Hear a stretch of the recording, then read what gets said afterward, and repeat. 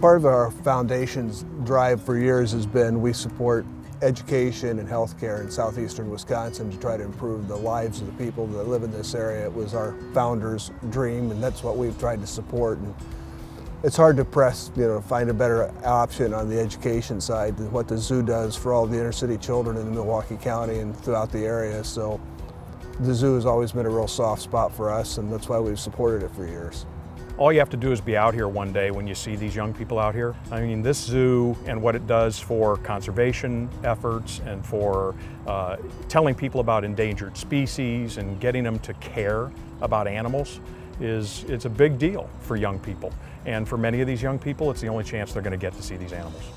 I guess the thing that's always impressed us is the way the zoo has always reached out on an education front and tried to be as inclusive as they've always been. And with the cutbacks in a lot of education areas, if there weren't people like the Ladish Foundation and a number of other, stewards in the Milwaukee area that support the education program, the zoo just wouldn't be available for an awful lot of kids in this community. And this zoo is such a gem of the community. It needs to be available for everyone, and particularly for kids.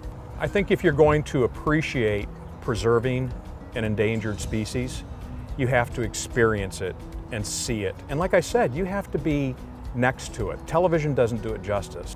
A cell phone doesn't do it justice. You have to stand here and watch them. And then when somebody talks to you about conservation efforts and endangered species, it means something because you've got a connection with a real live animal that you saw with your own two eyes.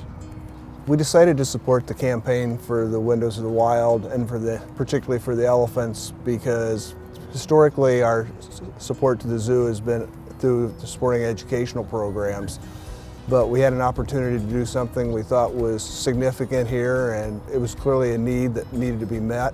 When we found out that the zoo was at risk of losing their elephants, we decided it was something we really needed to support. Deciding to support this particular investment, and especially the elephant situation, some zoos didn't even have a choice, right? Some zoos couldn't say, should we put the money into it and should we invest in elephants? This zoo had that opportunity, and it's a gift to have the land and the opportunity, and it would have been terrible to pass it up. I mean, you got to have elephants. It makes this zoo stand out from other zoos. I've always had a connection with animals, and this year I was very fortunate enough. My wife and I were able to go to about a 3-week safari to Africa. After being in Africa and spending as much time as we did and seeing as many elephants as we did, it was amazing to see the interaction of these large herds of elephants between the adults and the adolescents, the mothers taking care of the babies, the aunts helping with the babies. It was just phenomenal seeing the social interaction that goes on with elephants, and that's why we're really excited about the prospect of expanding the elephant herd here.